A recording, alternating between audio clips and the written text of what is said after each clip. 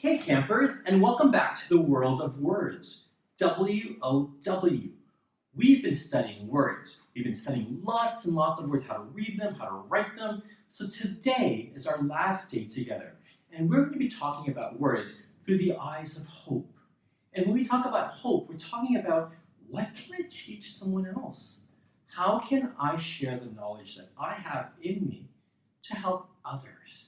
Now, you are experts out there. Lots of you have so much knowledge and understanding of how words are made.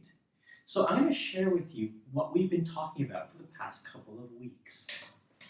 We've talked a little bit about word families. We understand that words have a sense of belonging. They want to belong somewhere. Can you teach someone else what that means when we talk about word families? So for example, cat and hat. Why are they a word family?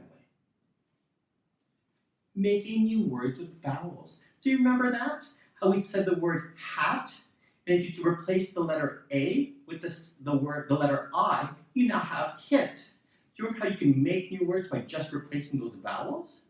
Can you share how to do that with someone else? I'm sure you can. Compound words. We remember that words sometimes are by themselves, but sometimes words also like having friendships and being together with some other words. So for example, someone. Those are two words that are separate, but if you put them together, you end up with someone. Or anybody. Anybody. That's one word. Compound words. Can you teach someone how to make a compound word? I'm sure you can. The silent E. Do you remember how the E at the end of a letter is like no? It's at the end of a word, it's like no. I'm going to let the first vowel say its name instead. So for example, the word like, L-I-K-E.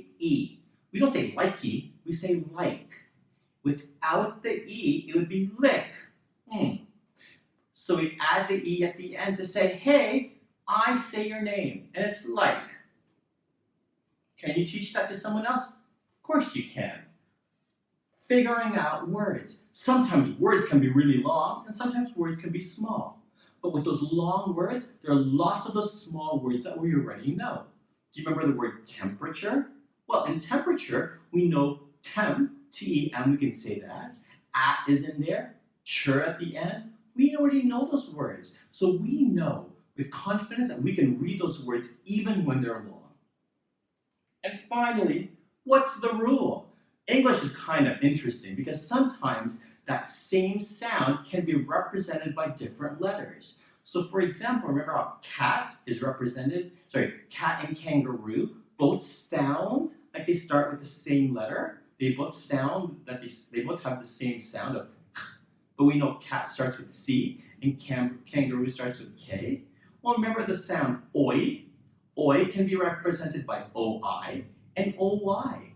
So can you share another rule that you've discovered about English, about words? I'm sure you can. So take a moment right now and look at this list of amazing things that you've done to discover what words are like and how words work. And take a moment and share with the person next to you and think about which one am I like? I'm a superstar, a super word person. Because I'm sure there are many out there. Turn and talk to the person next to you or share in your mind which one do you feel the most confident that you can teach someone else. All right. I hope that you had a great time with us. Thanks for spending some time with us at World of Words. Have a great time at LitCamp and we'll talk to each other soon. Bye-bye.